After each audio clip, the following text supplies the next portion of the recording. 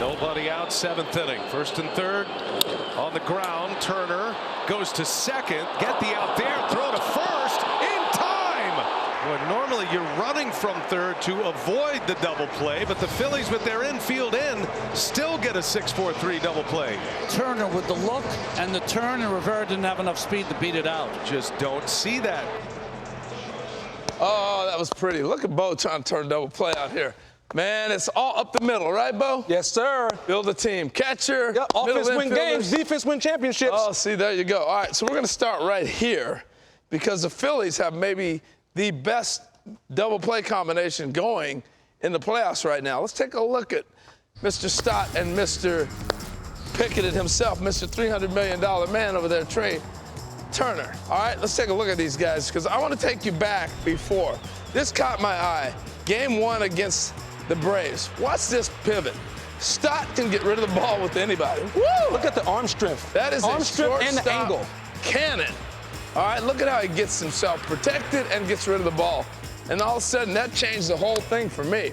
So they're going to turn balls up the middle. They're going to make plays. Trey Turner's playing his tail off right now at shortstop, doing everything you want him to do and then some. But this double play right here, even though they didn't turn it, the combination is really impressive. So when they made this play the other night, Stott dives, makes this play, the deflection off of Harper's glove and stays with it, the concentration, and then to hit the pitcher on the run, it was absolutely textbook beautiful. But I want to go to the 7th inning because this was a huge play. You got 1st and 3rd, ground ball, Trey Turner's playing in, and I want you to see up close what both these guys do in real time. He looks to 3rd, freezes the runner. He looks to 3rd before he turns the pivot to see where the runner's at and then makes the pivot. Go ahead, throw it, Mr. Stott. Whoa! I mean, that is knowing what I can do, my skill level, my capabilities. Then we go to the 9th, the infield drawn in. This play by Trey Turner makes the play, and this was a huge out in the game at the time. I mean, just their court awareness, the ability to play, but to be able to turn a pivot right here, look there, and still know where you're at, and then wing it over to 1st, that was beautiful. But, Bo, that's the middle infield. I'm going to throw the ball to you. Talk to me about the center field position. Well, when you think about the Philadelphia Phillies, we know the high-powered offense. But when Harold talks about the middle of the diamond, they sheared up their center field position when they called up Rojas in July. When you start to think about Philadelphia Phillies last year, their Achilles heel was their outfield defense.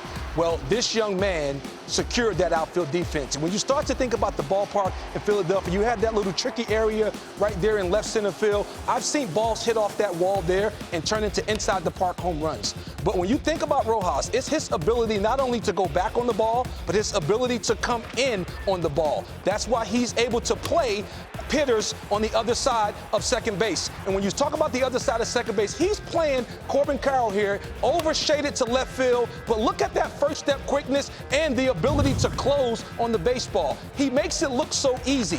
Offensively, the Phillies are not worried about how much they're going to get from him offensively because they brought him to the big leagues from Double-A because they wanted to shore up their defense. He's had a few hits in the postseason, but he did not have a bigger play in the postseason than this catch right here against Ronald Acuna. When you think about the situation, that's bases loaded, and look at the excitement of this entire team. Because if that ball hits off that wall, Harold, it's no telling. The Phillies may not be in the NLCS. Well, you're absolutely right as you look around the defense. And the biggest thing to me, when Bryce Harper moved to 1st, that put Schwarber in the DH spot. It allowed you to have Marsh. They also were able to move things around with their defenders. And you brought Pache to the big leagues, and he can play some left field too. So now the Phillies are looked at as a really good defensive club. A really good defensive club, which also made their pitching better. When you start to look at their cast of characters, they've had the same cast of characters early last year, and people were talking about blowing this team up. Well, now you start to look at the upgrades in which they've made defensively. It's made their pitching that much better. It's really good stuff. Matty V, man, I don't think we can get much better than that. That was money. Yeah.